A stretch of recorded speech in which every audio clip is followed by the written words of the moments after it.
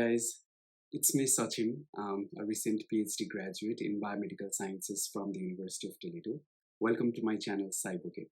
So in this channel, I want to discuss about how the prospective students can apply for PhD, how they can approach the prospective advisor, what are the things that they need to consider, and the overall process of PhD applications. So not only that, but also I would like to discuss about career opportunities, involvement opportunities, and how you can grow as a scientist or as a researcher in the United States or any part of the world.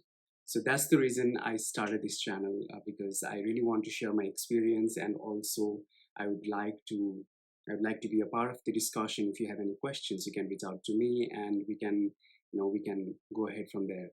I get a lot of messages in my LinkedIn where the students from around the world, they reach out to either review their SOPs or just to give some information about about my university or about the PhD program, how to approach the advisor, how to write emails. So I thought of starting this channel, and I hope this will be of some use to the students. So let's just dive in. So in this particular video, I want to talk about how you can approach your prospective advisor, or how you can find an advisor whom you'll be working with in your graduate program. So the first important thing is about your research interest. Does your research interest align with the lab or not? So once you figure that out, once you figure out that one of the projects that the lab is working on, and you also have an interest to that particular project, then you can approach the advisor stating that you have an interest in that project. In order to select the advisor, if you really want to go into that lab, you want to know how productive that lab is, so you can check if the lab has been publishing consistently or not. And that you can do via Google Scholar, Web of Science, and you can just simply plug in the name of the advisor and find the papers or how recently the lab has been publishing. So that is very important. Are these students graduating on time or not? So that is very important, because once you join into the master's or PhD program, you want to complete your degree on time. For master's is usually 2 years, and for PhD it's 4 to 5 years of time. So you want to make sure that students who have been enrolled in that particular department, they are graduating on time. And for that information, you can simply check the lab's website or department's website, and also maybe you can reach out to the alumni or the students. Once you get the name, you can simply just Google them, look at their LinkedIn profile, and you can have that information. It is also very important that you know where the students are currently working at. You also want to be a part of organizations or some universities or industries, so you really want to know where the students are going after the graduation. So that is also something that you need to look into. So that way, once you have an overall idea of the lab, of the students, where they are, how fast they are graduating, where they are working currently, if the lab is productive or not, and most importantly, if the lab has the same research interest as you have, then you can approach your prospective advisor. And for this, it's very important that you be very specific in your email, because the first email that you send to the prospective advisor is something that the advisor will remember you as, right? So you really want to put in all your skills, what experiences you have so far, and why you are interested in that particular lab. So if you do that, there is a very high possibility that you will get a response from the prospective advisor, because otherwise any advisor, they get so many emails from so many students around the world that they lost or track of the emails. So you want to stand out from the crowd, and you want to be as specific as possible, and why you really want to join that lab. So it is very important that you send an email which is tailored for that particular lab.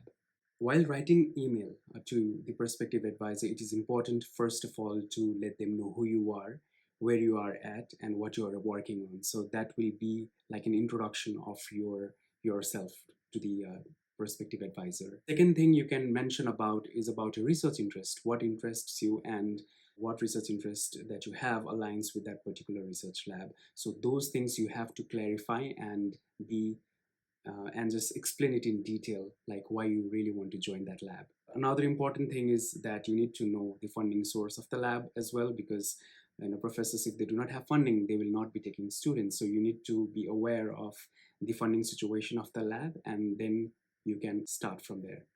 So for an example, you can see an email template here where the subject line is not clear. It just says PhD position. So what about that? It's not clear. Also, the introduction and it's not specific. It's too vague. There is no evidence that student read professor's work, and also there is no mention of specific research and skills. So this is a kind of email which is too generic. Looks like the student has sent it to multiple professors and is not recommended.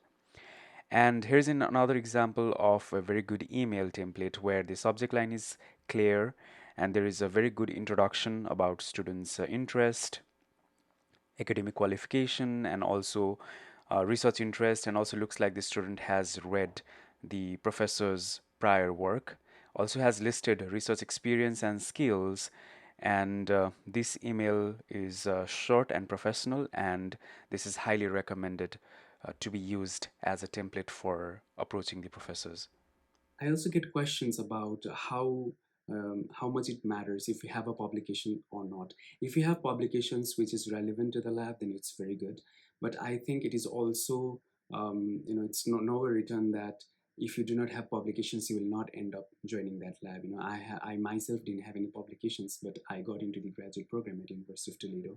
So from my personal experience, it's all about your research interest and how the experience that you have, how can that be relevant to the particular lab at that particular time. So those are the things that are more important. Yeah, I think advisors mainly look into like how much curious you are for the research that is going on in the lab, if you're a genuine student or not, if you have a genuine motive of doing a master's or a PhD or not. So those are some of the things I think advisors look for in any incoming student, and also definitely their statement of purpose and how they have done so far in their educational programs. So those are also something that are very important when the students are being considered for the admission in any particular university.